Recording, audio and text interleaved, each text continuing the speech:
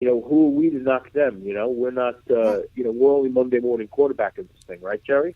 Well, I'll tell you, too. I mean, I think that shows to me by going with, as it looks now, because they traded out Johnson for Boyd, but looking at the wide receivers clearly and looking at the tight ends that they kept, all three of those guys can catch balls. Dre is going to surprise some people this season, I think, with his ability to catch some passes.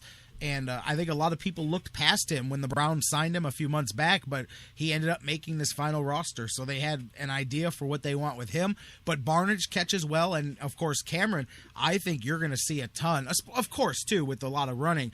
I think you're going to see a lot of two tight end sets out of this offense, no doubt in my mind. And they have three tight ends who can all get the ball, obviously, in different situations. But having three receiving tight ends, I think, kind of softens maybe some of that blow, although at the end of the day, you still need somebody to go over the top. I'm telling you guys, I've been playing with these Browns on the new Madden for the last week, and they run the ball well, and they play defense pretty well, but offense is just excruciating, even on a video game, because nobody stretches the defense. They load up 10 in the box on me on every play. I'm telling you, man, like, they know. And so Taylor Gabriel is the only one, and Benjamin, that can even get a little bit of juice over the top, but then all teams have to do is put their speedy cornerback on those guys, and they shut them down. So, but what do you think? Can you see them relying a lot on that group of those tight ends?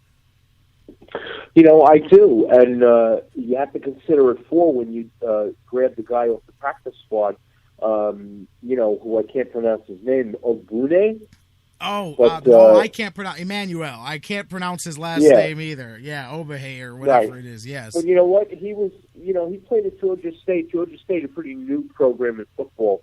They're in the, they were originally in the Colonial Athletic Association, and they split after the 3 years of having a program in there. But they are, they are an up-and-coming college team, and this guy was one of the better tight ends in FCS college football the last couple of years. So I'm sure they have plans for him. He won't be on the practice squad forever. Either he'll be, he'll get activated and he'll be on the team because of an injury, or you'll find him somewhere else next year because he's too good to sit on the bench.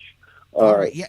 And when you see that there are no receivers on the practice squad either, unless you think you're going to make Connor Shaw into a receiver as an emergency, I doubt it. What was I going to ask you? Oh, Jim Dre. I mentioned him. Are you familiar with him at all from his time out that way, Arizona? A little bit. I was talking with a guy late last week after we were on, who's been a private coach here for a number of years now here in Arizona, and he told me he had seen him at a couple of youth camps when he was a high school kid. And, he's got a lot of talent.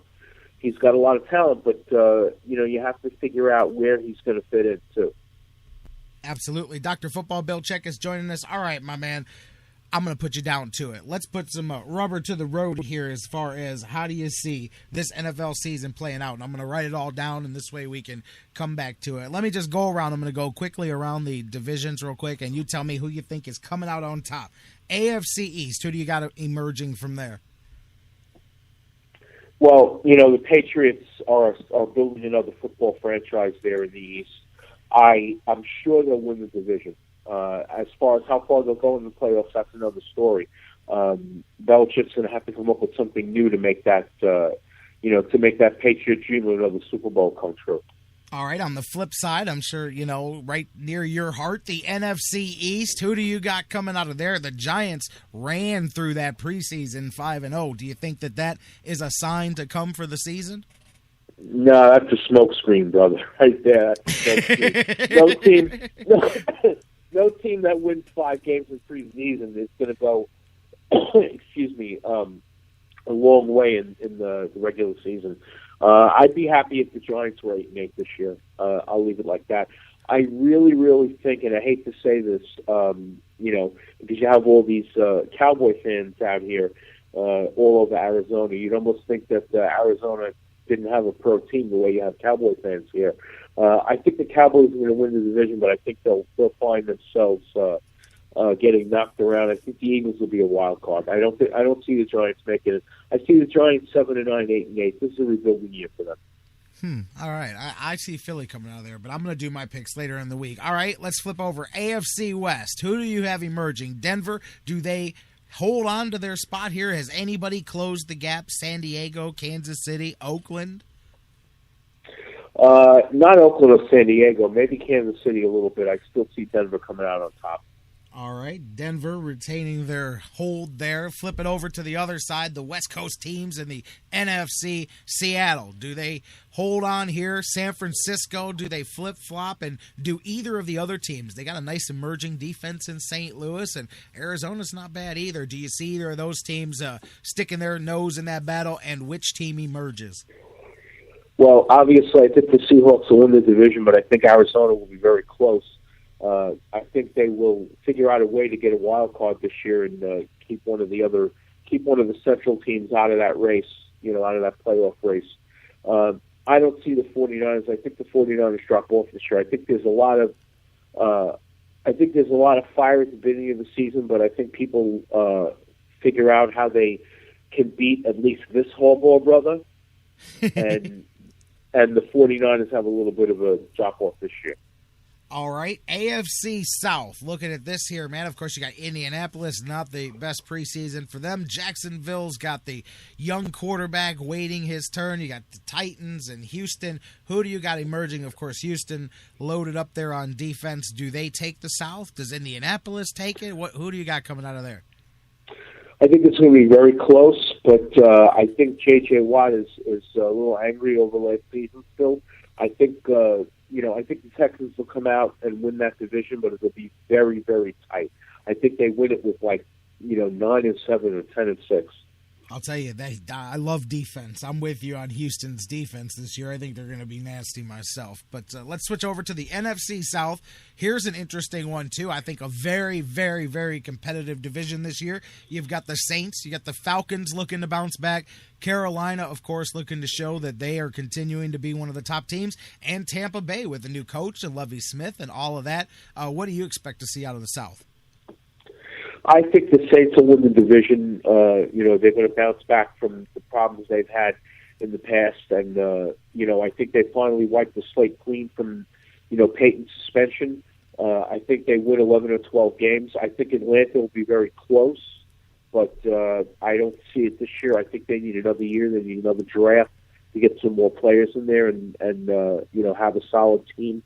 So I would look for the Saints to win that division. All right, and then final one in the NFC before we move back over to the AFC. NFC North, you've got, of course, Green Bay, and they have picked, they added Julius Peppers there to that defense. Chicago, Detroit, always some dangerous weapons. Can they put it all together? Minnesota with their quarterback issues and the young guy and Teddy Bridgewater. They got our old buddy North over there running the offense for the Vikings. How do you see the North shaking out? Well, this is the one division that I have a lot of trouble with, Jerry, because this is probably the division with all the teams that are so close to each other. It's going to seesaw week by week, and you don't know whether it's going to be Chicago, Detroit, or the Packers. I don't see the Vikings in there yet, and obviously there'll be a lot of Viking fans out for my head later on this year. But I think the Packers will win that division. I think the other teams will all be close, though. It'll be you won't really see it decided until the last couple of weeks of the season.